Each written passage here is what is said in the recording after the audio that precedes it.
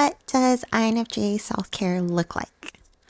Oftentimes, the INFJ personality type knows how to take care of others, but they need to learn how to prioritize taking care of themselves. INFJ self-care is critical for the well-being of an INFJ in an overstimulating world.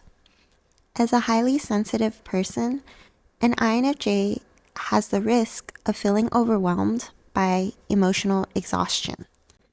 In this video, you will learn 7 easy tips for effective self-care for an INFJ. In today's fast-paced world, it's easy to get caught up in the demands and responsibilities of everyday life. It's essential, however, to take time for yourself, reconnect with your needs, and foster a sense of balance and harmony. Remember, self-care isn't a luxury, but a necessity. It's a gentle reminder that your well-being matters.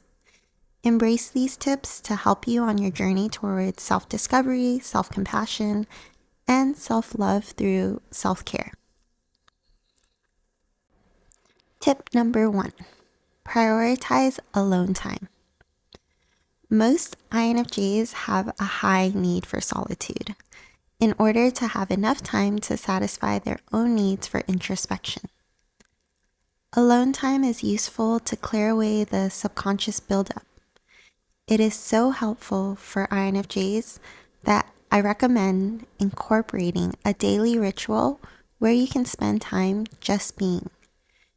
Prioritizing alone time for an INFJ is so important because of the combination with dominant introverted intuition and tertiary introverted thinking as the first and third cognitive functions of an INFJ. This leads this personality type to always be thinking on overtime. To create alone time in your daily life, consider implementing routines into your own schedule. For example, a healthy morning routine for an INFJ might include a guided meditation shortly after they wake, followed by some morning reading or journaling with maybe a cup of hot coffee or tea. Alternatively, you could do a daily walk, which would be an even greater healthy morning routine. Making alone time some sort of daily routine will make it hard to forget about and therefore easy to do regularly. A morning routine would be particularly helpful as it would set the entire day up for success with a clear mind. This kind of self-care will really pay off beyond the time invested. Most INFJs tend to prefer more alone time than most people would expect. But you have to remember they are introverted at their core and definitely recharge their energy through relaxed rest and focus. Tip number 2, practice emotional boundaries. INFJs are really empathetic individuals and have a tendency to absorb emotions and stress from others, especially when they listen to others talking. Having energetic boundaries is an important protection for this personality type. In their relationships, INFJs must be careful to separate and clearly understand what their responsibilities are and what they are not. They must resist taking on the savior complex and wanting to overhelp others because of their second function of extraverted feeling. As an INFJ matures, they will recognize that they can easily be influenced by the energies of others, which includes good and bad feelings. Empathy is second nature to this type.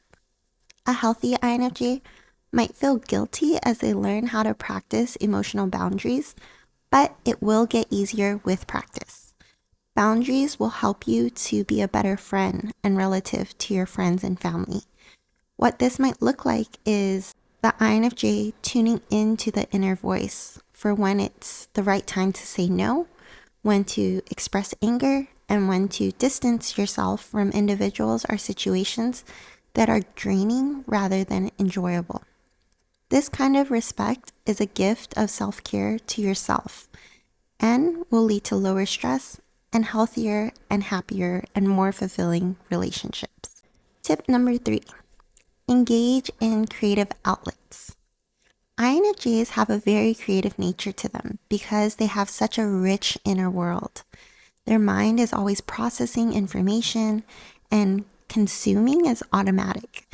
In order to balance that nonstop intake of information, INFJs need a creative project or multiple creative projects to express their emotions. Expression is a cure for depression. Some creative activities to consider experimenting with include painting, writing, playing music, or even video editing. Basically, anything that allows you to focus on transforming your thoughts into a material reality. A creative project will fuel the soul fire of an INFJ. I even think that INFJs are a personality type that needs creativity expressed in their lives to stay healthy-minded. Scheduling time regularly, whether it is weekly or even daily, will be a very pleasurable activity for an INFJ to serve as a fun self-care part of their life that they will consistently look forward to. Creating really has that beneficial aspect of just adding so much richness and enjoyment to your days. Tip number 4, establish a supportive social circle. The INFJ personality type thrives in community, so it is important to seek and find like-minded individuals who spark joy and connection. INFJs need people that they can talk to in order to get out of their overthinking loops. Having a trusted family member or a close friend available is a great security to your wellness. INFJs can find nurturing relationships in community-focused groups such as church or meetup clubs. It might take some time to meet the right kind of supportive friends, but once an INFJ finds people they really connect to, they won't need many to have those soul-satisfying friendships. One good friend or a few close friends that truly understand, see, and support an INFJ will make them feel unstoppable in their personal pursuits. The other idealist personality types will be particularly awesome friends for an INFJ. That's the ENFJ, the INFP, or an ENFP, or even another INFJ. All the idealist types will have fun talking to each other about their mutual interest and ideas toward supporting people's personal growth. Tip number 5 is to embrace nature and mindfulness. INFJs will discover peace by connecting genuinely to nature and to the present moment. Modern lives in general tend to spend way too much time indoors, so it is important for everyone to prioritize spending time outdoors regularly. You can implement this into your daily routine by walking daily or weekly exercise. While outdoors, try to practice mindfulness, such as exercises of deep breathing and environmental awareness. Focusing more on external sensations will tap into the INFJ's fourth cognitive function of extroverted sensing. Psychosomatic health is very real, and INFJs particularly need to prioritize and practice the mind-body connection. Because they lead with introverted intuition, they have the largest potential risk for imbalance with their physical bodies. Another way to think of this is that INFJs live in their mind very readily, which means that they must go out of their way to prioritize somatically experiencing their bodily sensations to tune into their physical body. Spending time dedicated to activities that allow you to focus on mindfulness will help such awareness to become more automatic and natural. For example, next time you walk, eat, exercise, or listen to anything, try paying extra attention to sensual details, such as what it feels like to move and experience how your body feels at that moment. You can make it fun by trying to see certain things in new ways. Thinking in the mind is a comfort zone of the INFJ, but feeling in the body is a true path of growth as it will tap into that fourth aspirational cognitive function of extroverted sensing through vivid experience of the real world. Tip number 6, Set realistic expectations. INFJs have a tendency to strive for perfection and to overcommit to a certain idea of standards. Being more realistic will help to relieve the pressure that an INFJ could put on themselves. Grace and forgiveness go a long way to multiply satisfaction, joy, and happiness. Sometimes it's totally okay to just give yourself a break, relax, and indulge in your favorite song or TV show. But basically, you don't need to accomplish everything immediately in the same way that a city is not built overnight. Because of the blind spot of extroverted thinking, INFJs aren't the most effective of the types at systematic execution. Most INFJs will have a pretty clear vision of their life goals because of that lead introverted intuition, but their eyes might be hungrier than their ability to execute all that they want. First off, trust that you're on your own path in perfect timing, because that lead introverted intuition really does pay off in the long run. Secondly, it might be very beneficial to learn from TE or extroverted thinking dominant types on how to bring your visions into reality. So you can look toward types such as the INTJ, ENTJ, ISTJ, and ESTJ to see how they implement systems in order to accomplish their goals. Lastly, setting realistic expectations is to go through the exercise of breaking goals down into parts, assigning how long realistically they would take, and recognizing step by step what needs to be done in order to make progress. Celebrate the small wins along the way and enjoy the process. Tip number 7 is to practice self-compassion. How could I write tips for self-care without mentioning self-compassion? Due to their deep desire for self-actualization and growth as an individual, INFJs can be quite self-critical. Other personality types do not criticize themselves as harshly as INFJs might. Seriously, an INFJ can tend to forget to have compassion for herself or himself. One book that I recommend in order to develop and practice self-compassion and self-acceptance is Mirror Work by Louise Hay.